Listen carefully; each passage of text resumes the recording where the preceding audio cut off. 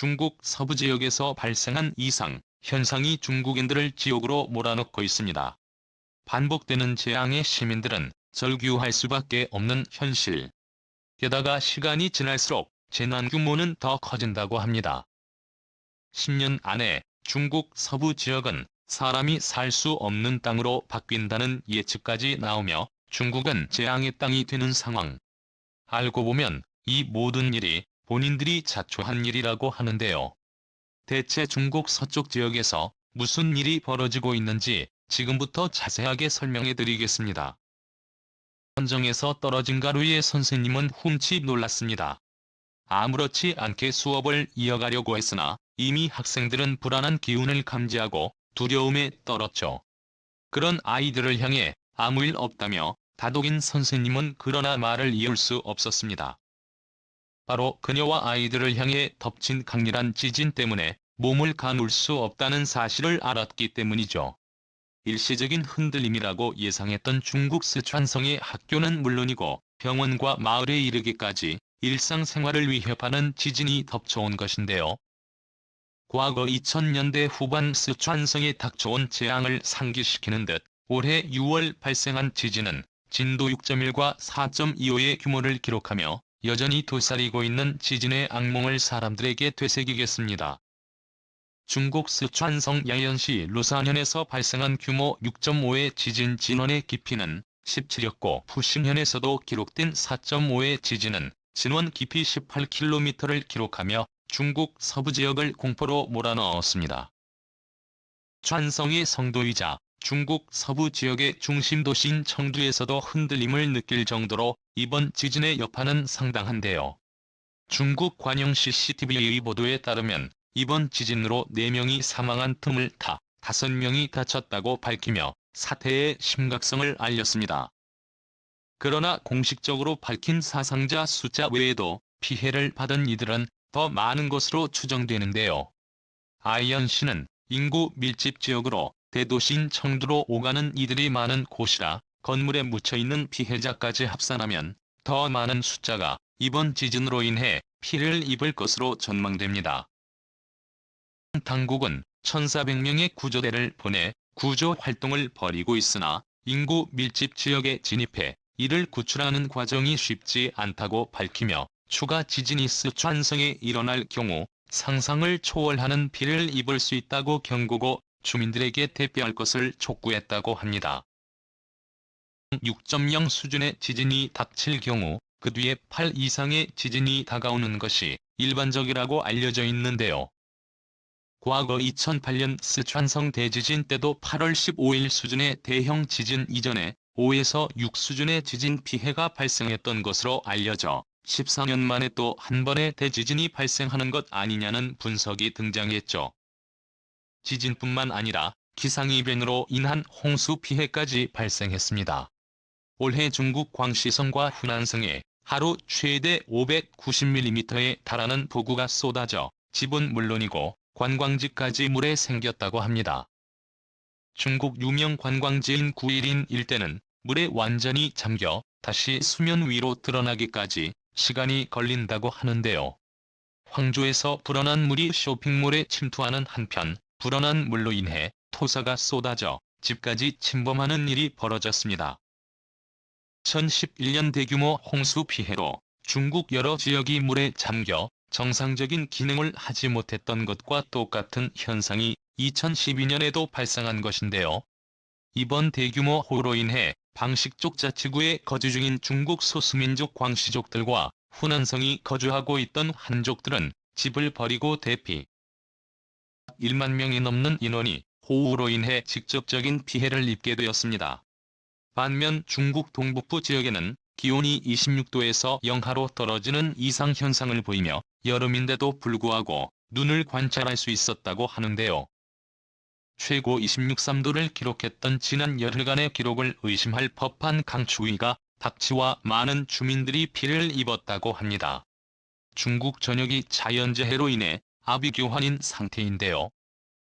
중에서도 중국 서부 지역을 중심으로 집중적인 피해가 발생 몽골과 인접한 지역에 있는 중국인들은 가뭄으로 인해 먹을 물이 부족하다며 식수 공급을 요청했다고 하죠. 홍수와 가뭄 지진까지 일어나는 중국 서부 상황. 작년과 재작년에도 비슷한 비를 겪었던 중국은 점점 자주 발생하는 재난의 몸살을 앓고 있는데요. 그런데 최근 이러한 자연재해의 빈도가 늘어난 것에 이유가 있다는 연구가 밝혀졌습니다. 무작위로 발생한 곳이 아니고 중국 서부 지역에 집중적으로 이상현상이 발생한 곳은 과거 중국인들이 서부대 개발을 표방하며 서부 지역을 인공적으로 개발한 탓이라는 분석이죠. 중국은 일찍이 낙후된 지역을 중심으로 균형 개발을 시도하며 수십 년에 걸친 프로젝트를 추진했습니다. 서부대 개발이라는 명목 하에 추진된 개발 시도는 쓰촨성을 중심으로 역량이 집중되었죠. 중서부의 풍부한 천연자원과 동부 연안의 자본을 결합해 중국 대륙의 영향을 최대로 끌어올리겠다는 계획이었죠.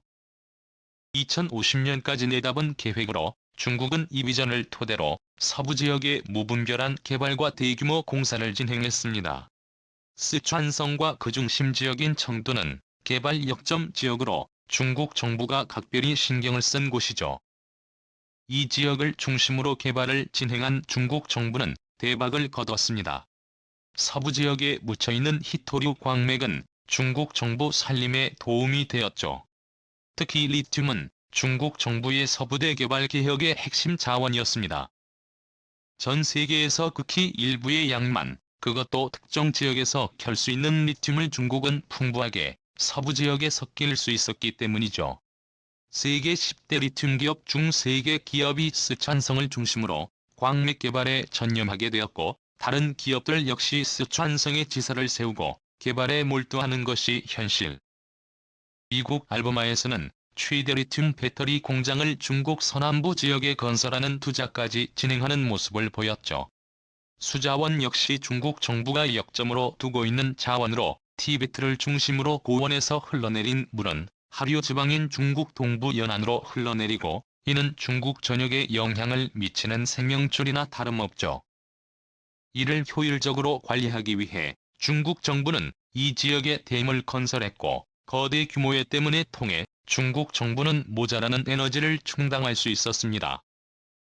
이렇게 해서 탄생한 댐이 재핑 볼 때 문제는 중국이 무분별하게 땅을 건드린 탓에 지진은 물론이고 기후까지도 변화되었다는 연구 결과가 나온 것입니다. 자원 개발과 댐을 건설하면서 중국이 예민한 눈먼 선단층을 자극, 그 결과 서부 지역에 충격이 온 것이죠. 쓰촨성 지질광물국 판샤오 주임은 일찍이 이 사태에 대해 예견. 중국 정부는 서부 지대의 개발을 중지해야 한다고 말했는데요. 2008년 대지진이 일어난 것도 눈먼 산단층까지 자원 개발을 위해 중국 정부와 민간 기업이 파고들어간 탓이라고 주장했죠.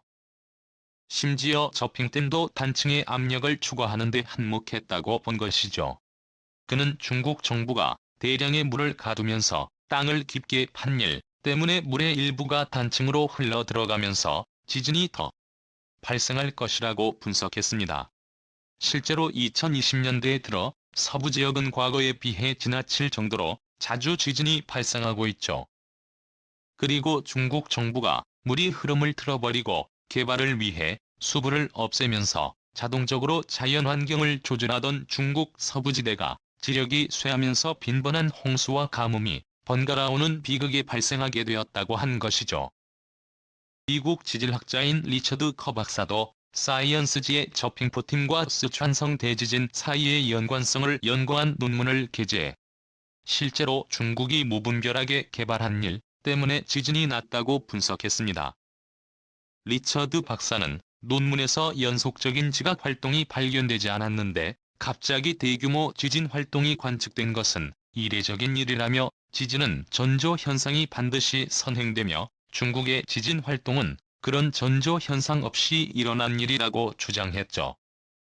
논문의 끝에 박사는 이 모든 것이 인공적인 원인을 암시하며 결국 중국이 스스로 초래한 일이라는 것을 언급했는데요.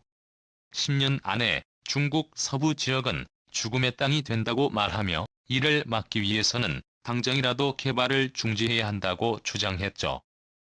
하지만 중국은 이 모든 것이 개발과는 관계없고 어디까지나 글로벌 기상이변에 중국이 말려든 것일 뿐, 지핑포 댐이나 지상 최대의 댐이라는 별명을 가진 산샤 댐은 지진이나 홍수와 같은 자연 재난과 어떤 연관성이 없다고 밝혔죠.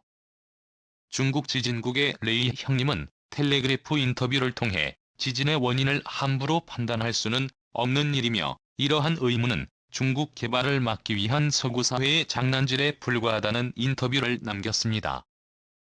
오히려 의문을 제기한 서구 사회를 향해 중국의 산업 개발을 막으려는 음모가 아닌지 되레 비난을 가한 곳이죠. 아직 완전히 개발되지 않은 중국 서부 산맥은 자원이 절실히 필요한 입장인 중국에게 꼭 필요한 장소.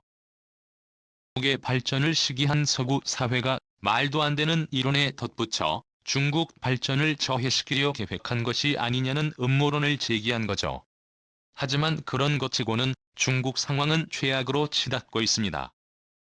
원래 행사가 되어버린 진도 4 이상의 지진 피해는 물론 여름마다 찾아오는 대규모 호우와 가뭄에서 이 모든 일들은 우연으로 치부하고 넘어갈 수 있을까요? 과 같은 일이 계속 반복된다면 중국 서부는 아무도 살 수 없는 황무지로 전락할 상황인데요. 아비규환이 된 중국 서부 지대는 과연 시간이 흘러도 지금의 모습을 그대로 유지할 수 있을까요?